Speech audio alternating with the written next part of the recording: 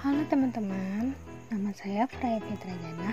Pada kali ini saya akan membahas tentang sistem pembayaran internasional secara konsinyasi.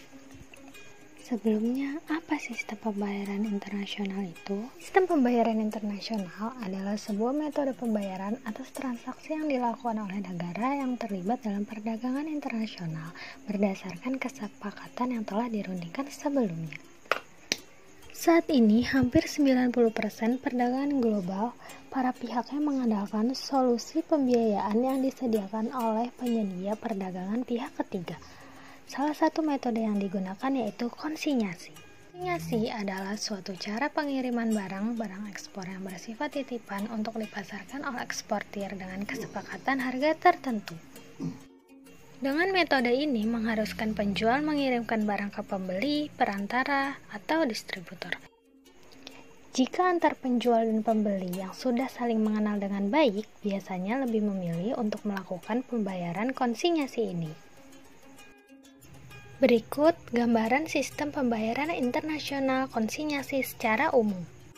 Pertama, perjanjian tentang cara pembayaran dengan konsignment oleh importir dan eksportir.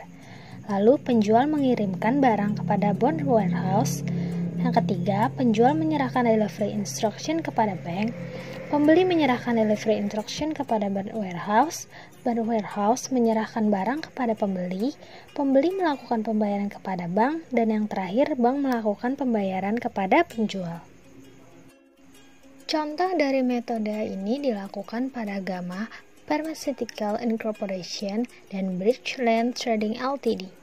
Gamma dan Bridgeland membuat perjanjian di mana Gamma memberikan kepada Bridgeland untuk mengembangkan, memproduksi, serta memasarkan produknya. Pembayaran dilakukan harus sama dengan 10% dari penjualan bersih. Di sini, Bridgeland membuat perjanjian juga dengan Parco Sino-Ken Sense Technology untuk mengemas, mempromosikan, menjual, serta mendistribusikan produk. Pembayaran pun harus sama dengan 10% penjualan bersih Parco atas barang tersebut.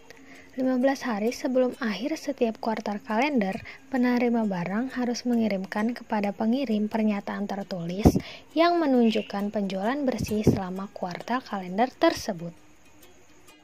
Pengirim punya hak untuk mengakhiri perjanjian dengan penerima jika gagal membayar saat jatuh tempo dan gagal mengatasi non-pembayaran tersebut dalam waktu 15 hari setelah menerima pemberitahuan tertulis.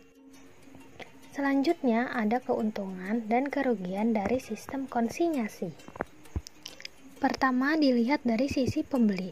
Keuntungannya yang pertama, pembayaran hanya jatuh tempo setelah penjualan akhir barang ke konsumen akhir.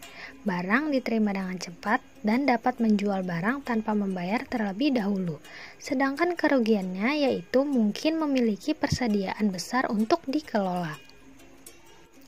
Sedangkan dari sisi penjual, keuntungannya yaitu dapat membantu eksportir mengurangi biaya langsung untuk menyimpan dan mengelola inventaris, dapat membantu eksportir bersaing berdasarkan ketersediaan yang lebih baik dan pengiriman barang yang lebih cepat, dan berpotensi menjaga harga di pasar lokal tetap kompetitif.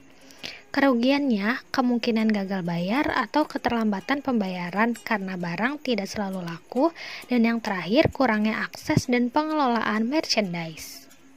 Dalam melakukan transaksi pembayaran dan perdagangan internasional, terdapat beberapa risiko yang dapat merugikan eksportir dan importir.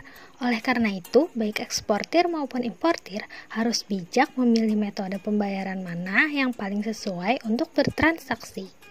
Sekian video tentang sistem pembayaran internasional secara konsinyasi.